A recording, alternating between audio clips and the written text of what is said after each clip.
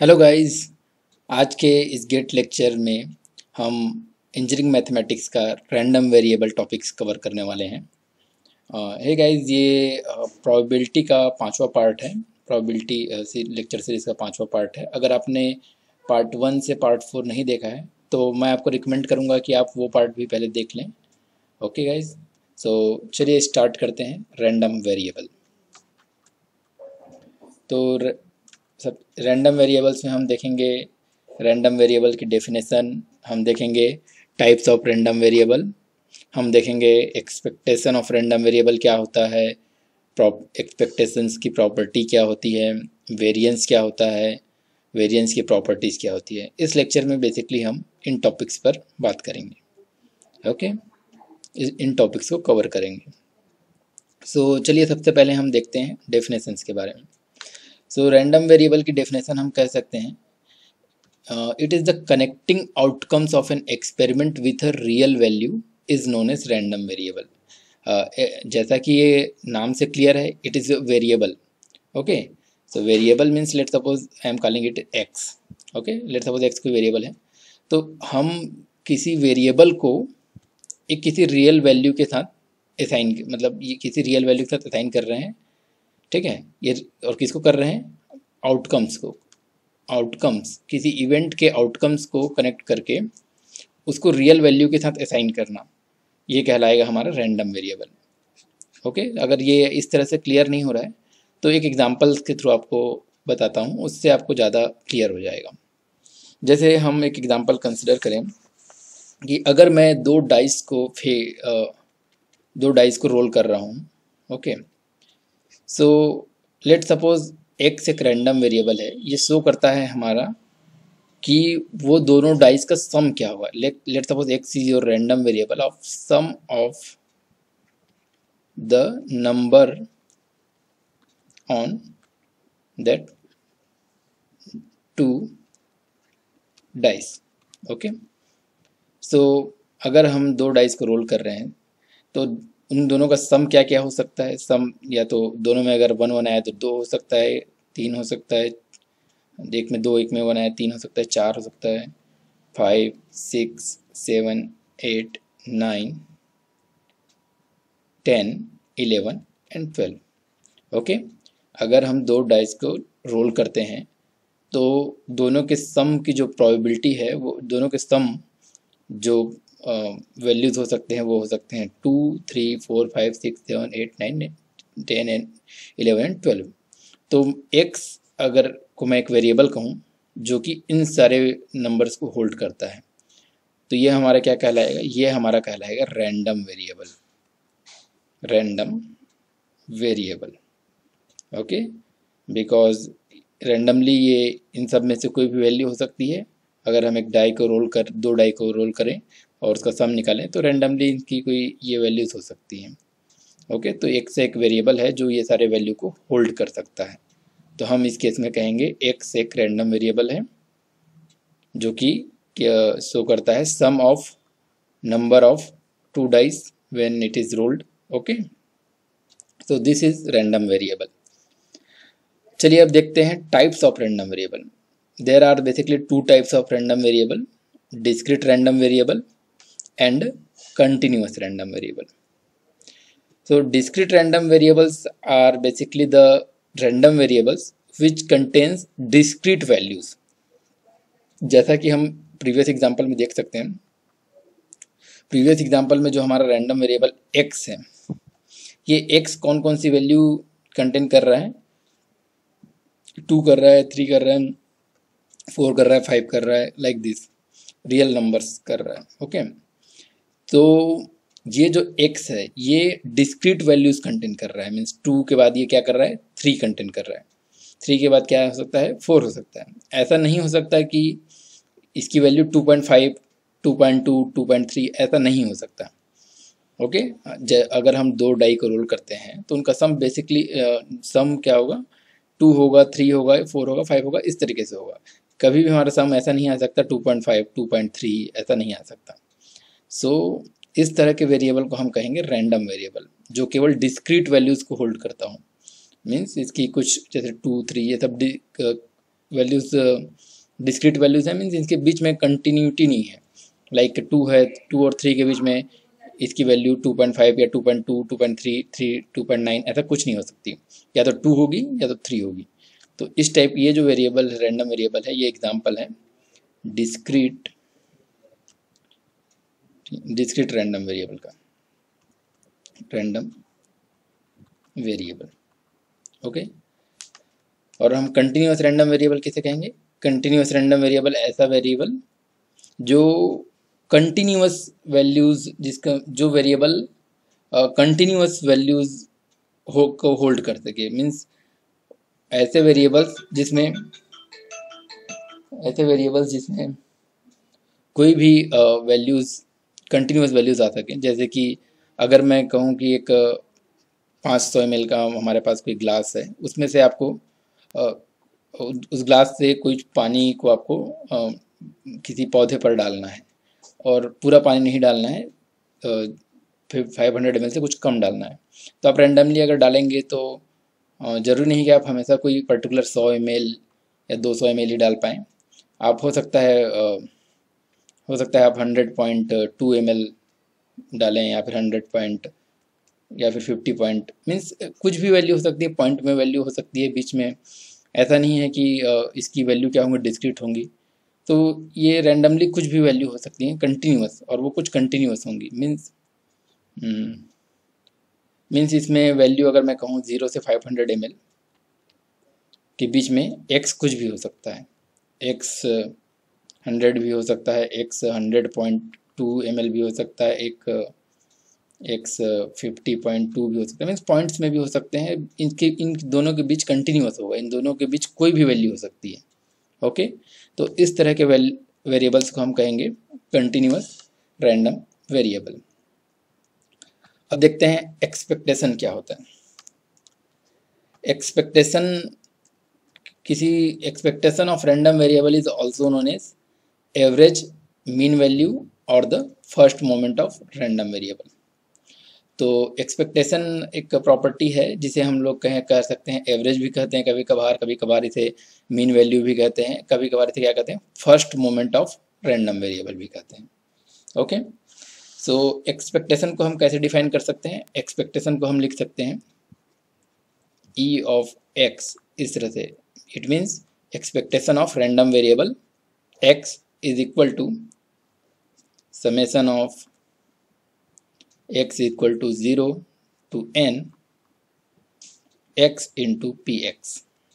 Okay, ये जो equation है ये शो करेगा expectation of random variable x को, where small x is represent the random variable and px represent the probability of that variable. Okay, so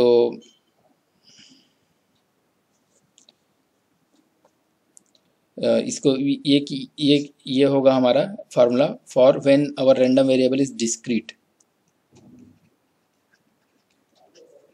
okay, जब हमारा random variable discrete होगा उस केस में। जब हमारा रैंडम वेरिएबल कंटिन्यूअस होगा तब हम इसे डिफाइन कर सकते हैं E of X is equal to integration of minus infinite to infinite x into fx dx. Okay, where fx is your probability density function. Okay, what is this? We will see it later. What is probability density function? So ये formula जो होगा आपका, ये होगा आपका continuous random variable, continuous random variable के लिए। और ऊपर वाला फार्मूला जो है आपका वो डिस्क्रीट रैंडम वेरिएबल के लिए होगा। ओके, डिस्क्रीट वैल्यूज़ को हम ऐड करते हैं, और कंटिन्यूअस रैंडम वेरिएबल, कंटिन्यूअस जो वैल्यूज़ होती हैं उनका हमें सम निकालना हो तो हम क्या करते हैं, उसे इंटीग्रेट करते हैं। ओके, चलिए अब देखते हैं property of expectation. First property होता है expectation of any constant value will be constant। Okay, so इस प्रॉपर्टी के हिसाब से अगर हमारा लेट सपोज x कोई कांस्टेंट वैल्यू है तो एक्सपेक्टेशन ऑफ, ऐसा लिख लिया जाए, expectation of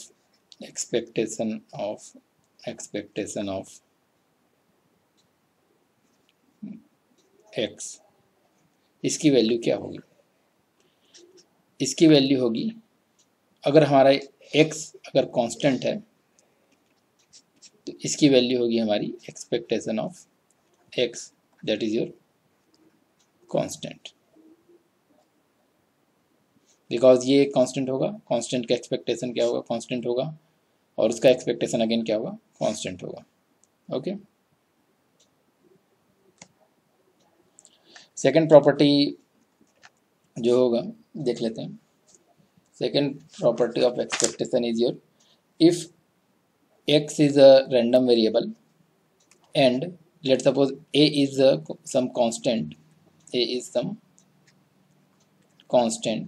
then expectation of a into x, it will be, because constant का एक्सपेक्टेशन कांस्टेंट ही होता है तो हम इसे लिख सकते हैं a into expectation of x, ऐसा लिख सकते हैं, a into expectation of x।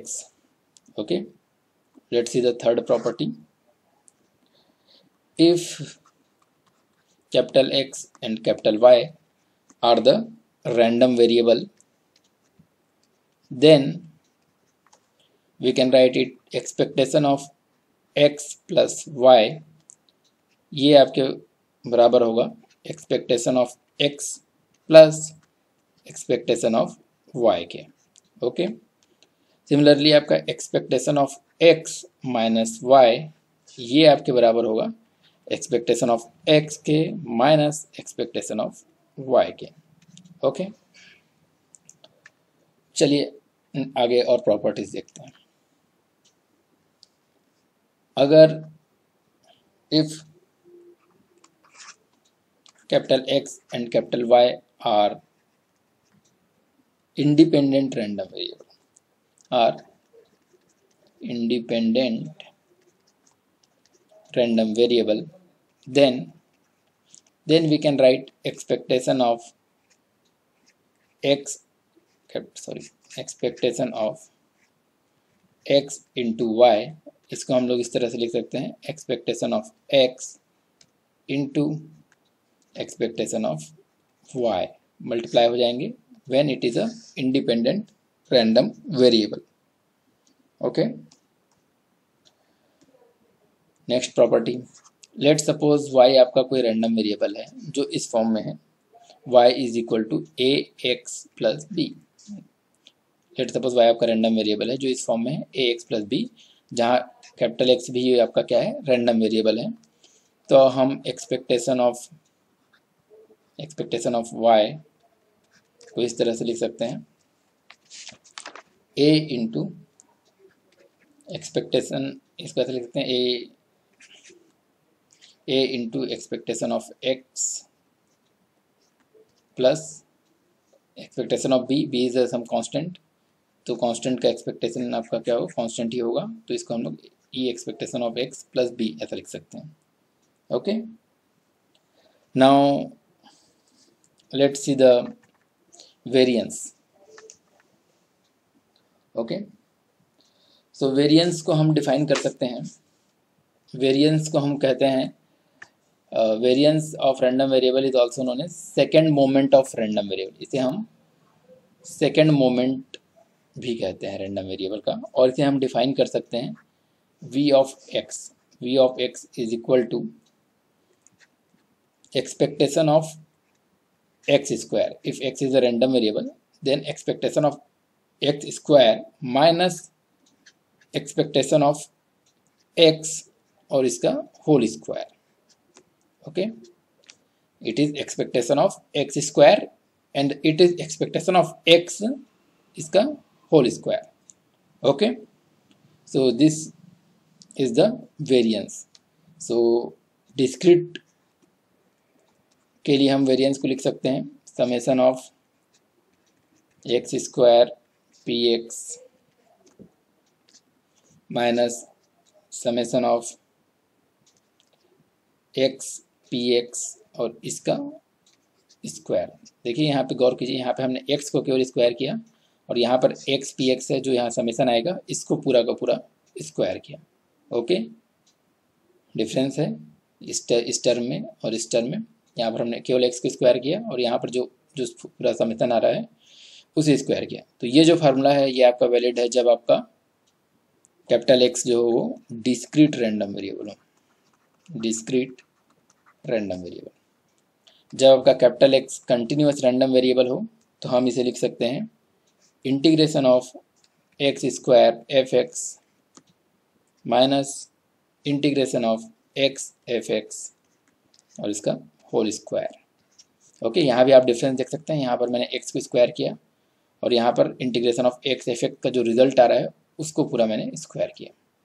Okay, so this is difference and here capital X is your continuous random variable.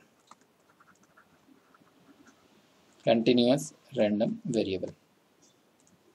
Okay, चलिए अब वेरिएंस की प्रॉपर्टीज देख लेते हैं। वेरिएंस की प्रॉपर्टी है, first property of variance is your variance of any constant it will B zero. Expectation of any constant क्या होता है, कांस्टेंट होता है, but variation of any constant will B zero. Okay, next property जो है, if your capital X is some random variable and A is some constant,